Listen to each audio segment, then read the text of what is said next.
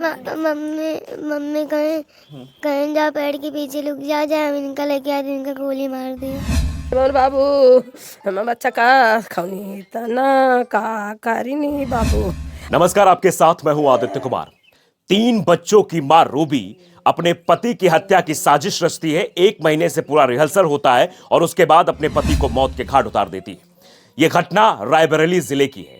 इस घटना को जिसने भी सुना वो स्तब्ध हो गया। आजकल किस तरीके से पत्नी अपने पतियों की हत्या कर रही है, कहीं ड्रम में पति की लाश मिलती है तो कहीं औरैया में 15 दिन बाद शादी के अपने पति की हत्या की साजिश रची जाती है और पति को मौत के घाट उतार दिया जाता है। आप इन मां के आंसुओं को देखिए और ये समझिए किस तरीके से मां परेशान है। मां रो रही है, उसके लाल को इसने छीन लिया। जिस बहुरिया को, जिस बहू को उसने अपनी बेटी के रूप में पाला पोसा, 11 साल तक शादी हुई, ये 3 मासूम बच्चे आप देखिए, छोटी सी बच्ची, इसकी भी आंखों में आंसू है। इसके पिता को इससे छीन लिया गया। कहा जाता है कि एक जो बेटी होती है वो पिता के सबसे करीब होती है, इसीलिए पापा की परी का संबोधन भी दिया जाता है। आप समझिए कि इसके पिता को छीन लिया गया, उसके आंखों में आंसू हैं। इस वक्त जो मैं दर्द बयां करने की कोशिश कर रहा हूं, अगर मैं वो फील करने की कोशिश करूं, महसूस करने की कोशिश करूं, तो मेरे भी आंसू रुकेंगे नहीं, वो बाहर आ जाएंगे।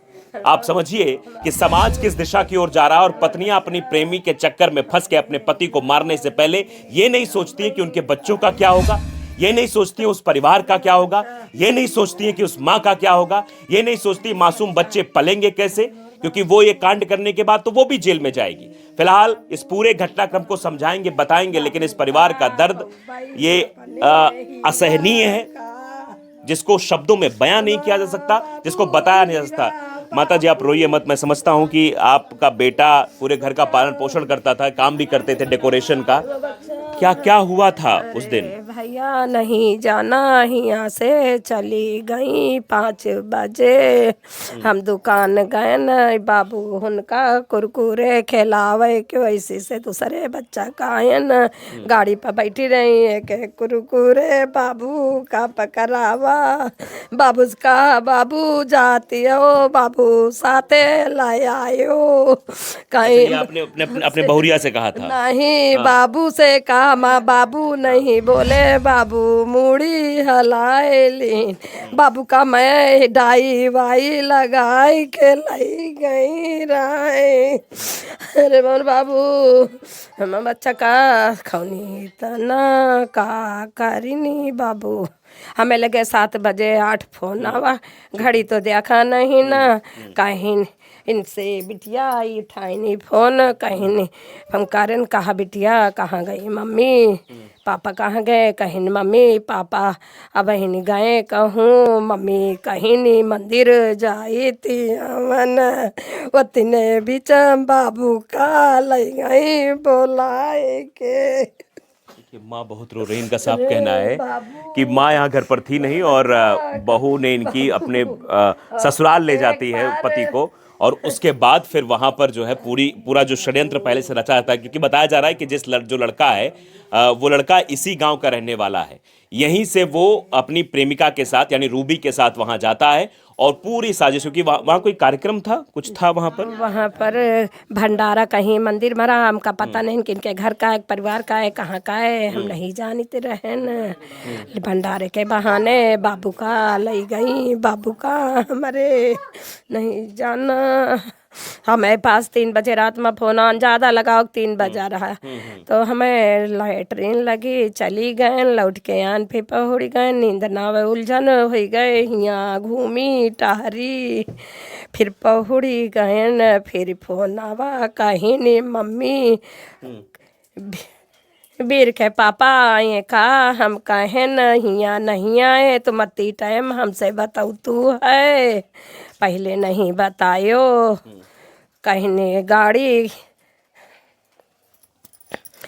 को नहीं पूछा, बाद में बताइन कि गाड़ी खड़ी। माँ बोल नहीं पा रही हैं, मैं आपको समझाने की कोशिश करता हूं। दरअसल 3 बजे फोन आता है और 3 बजे फोन आने के बाद घर में ये सूचना दी जाती है कि वो हमारा पति गायब है, यानी कि वो शख्स गायब, रूबी का पति मनीष गायब है। बताती हैं कि ये गायब है। उसके बाद 7 बजे फोन आता है कि वो जो है सुबह 7 बजे सुबह 7-8 बजे आवा। पहले हम फोन किया इधर से, हम कहा बाबू फोन उठाइन बाबू, कहीं फोन नहीं, स्विच ऑफ था उनका, कहीं नहीं उतनी समय घंटी के पहले घंटी गई, नहीं उठाई ना। फिर नहाई लागे न, कहा ला नहा ले तो बाबू का पता करी चले बाबू हमारी कहाँ गे। तो नहात रहे न एक जगह पानी। कौन कौन इसमें शामिल है, क्या लगता है कौन कौन इसमें आपके बेटे की हत्या में शामिल है? यही अब हमका नहीं पता बाबू हो रे, वो नहीं जानी थी कहीं का करी ने। वही के पहले हमारा भैया 6 महीना पहले गए तो सबको ससुराल में एक दही मारी ने बाबू हमारे साथे गए। लड़का कौन मारा था? उनके ससुराल वाले मारी ने बाबू। इनका कहा नहीं औती तो बाबू का ले आओ जाए, बाबू का हम राख ले आवे तो बाबू को मतलब पहले से विवाह चल कितने महीने पहले की बात अरे है? यही साल ज्यादा साल भर गई, 6 महीना हो गई, नहीं इतना याद बाबू मरे। तो ये देखिए माँ है, ये बता रही है 6 महीने पहले विवाद हुआ था। ये भाई हैं, आप देख सकते हैं, ये भाई है। भेजा कि तुम नहीं तुम्हारे साथ में भेजा तो क्या हुआ था आज से 6 महीने पहले जो हुआ? भैया लाने गए थे बच्चों को, मम्मी कह रही थी स्कूल जाने के लिए, तो लाने गए थे तो वो लोग सुन के मतलब साले लोग ने मारा, तुमको भी मारा? हमको भी मारा 4 थप्पड़। उनके पिताजी भी मारे थे, रास्ता भर में मार लाए। इसमें कौन कौन शामिल था जो है इस पूरे हत्याकांड में? हत्याकांड में उनके सब लोग घर के थे, उनके घर के लोग भी थे? घर के लोग थे। और जो लड़का था, जो प्रेमी था रूबी का, सुनील कोहरी, वो कहाँ का है? यहीं गरीब घर के पीछे के। मतलब ये जो अब पूरी कहानी समझ में दरअसल आ रही वो ये है कि सुनील नाम का एक शख्स जो यहीं का रहने वाला है, वो रूबी का प्रेमी बताया जाता है और रूबी उसी हिसाब से षड्यंत्र रचना शुरू कर दी है। पहले अपने घर वालों को यानी अपने मायके वालों को, पति को मरवाने के पीछे भी षड्यंत्र उसी का रहता है और इसको भी शामिल किया जाता है, सुनील को भी। यानी सभी लोग मिलकर एक शख्स को मार देते हैं, गोली मारते हैं, मुंह दबाते हैं, पैर दबाते हैं और जाके खेत में फेंक देते हैं। आप समझिए मासूम सी बच्ची है। जरा तस्वीर कैमरामैन से कहेंगे दिखाएं कि इस मासूम की क्या गलती थी। इस मासूम से इसके पिता का साया छीन लिया गया, इन बच्चों को अनाथ की श्रेणी में ला दिया गया है। अब 3 ये बच्चे हैं। आप समझिए कि पिता जो है, भले ही माँ अपने गर्भ में बच्चे को पालती है, लेकिन पिता अपने मस्तिष्क में बच्चों को पालता है। वो समझता है कि बच्चे हमारे हैं और बेटी के प्रति उसका ज्यादा प्रेम रहता है। ये बिटिया भी रो रही है। बिटिया, क्या हुआ था उस दिन? बाबू बताओ, ये बिटिया गई मम्मी कहीं जा पेड़ के पीछे लुक जा हम इनका लेके आए थे, इनका गोली मार दिया। कहा कहीं तुमको पेड़ के पीछे छुप जाओ। हाँ। के का? देखो गोली मारी, कहीं तुम पीछे लुक जाओ, पकड़ के लाई। क्या है बताओ? सुनील को बोला था, तुम गए थे साथ में?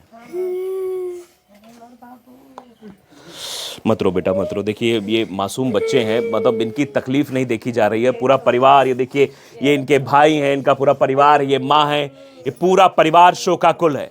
इस दर्द को कौन समझेगा? क्या सरकार इनको न्याय दे पाएगी? पुलिस इनको न्याय दे पाएगी? अभी तक गिरफ्तारियां सिर्फ एक हुई, ये बताया जा रहा है कि और भी लोग इसमें जो शामिल थे, क्या उनके खिलाफ भी कार्रवाई होगी? क्या उनको भी जेल के सलाखों के पीछे डाला जाएगा? क्या एक नजीर प्रस्तुत की जाएगी? जो निरंतर ऐसी घटनाएं घट रही हैं, जो ये समझ नहीं पा रहे हैं कि आखिर करना क्या है, कैसे इस चीजों को एक्सप्रेस करना है। लगातार एक के बाद एक पत्नियां अपने पति के साथ इस तरीके कह रही, जबकि जब शादी होती है तो उसी मंडप के नीचे जब पंडित जी मंत्र सुनाते हैं, पंडित जी बताते हैं, तो 7 जन्मों की कस्में खिलाई जाती हैं, वादे करवाए जाते हैं, लेकिन उन वादों को ताक पर रख दिया गया है।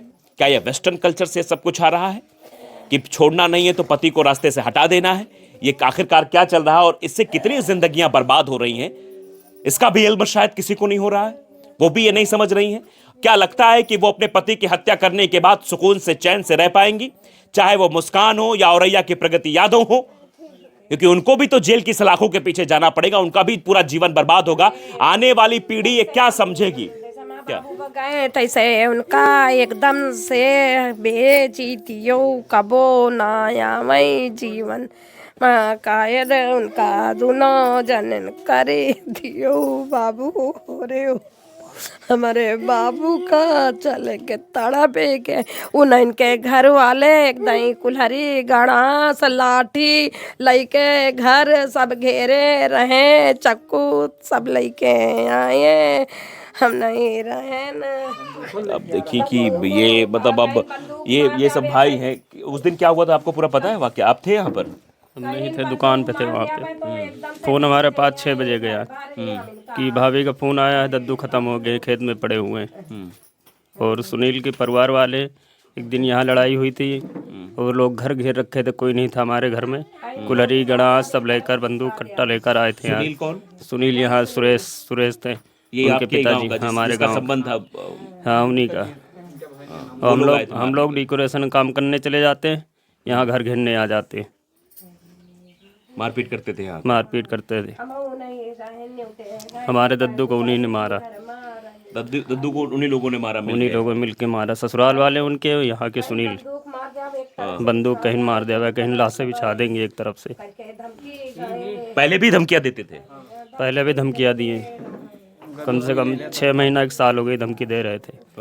तो ये लखनऊ से आते थे, जब आते थे कांड करते थे। तो आप समझिए कि ऐसे अगर अपराधी किसी गांव में रहेंगे तो फिर बहन बेटियां सुरक्षित नहीं रहेंगी, साथ ही साथ लोग भी सुरक्षित नहीं रहेंगे। ये देखना समझना जरूरी है और इसका आकलन आप करिए कि आखिरकार समाज किस दिशा की ओर जा रहा है, क्योंकि आने वाली जो पीढ़ी है वो इनसे क्या सीखेगी, इनसे क्या उसको सीखने को मिलेगा और बताने को मिलेगा। क्योंकि इस तरीके से पत्नियां अगर अपने पति की हत्या करेंगी, पति को जो परमेश्वर कहा जाता है उस परमेश्वर की अगर हत्या कर रही हैं, तो आप समझिए कि ये कलयुग का कौन सा चरण है और आगे क्या कुछ होने वाला है।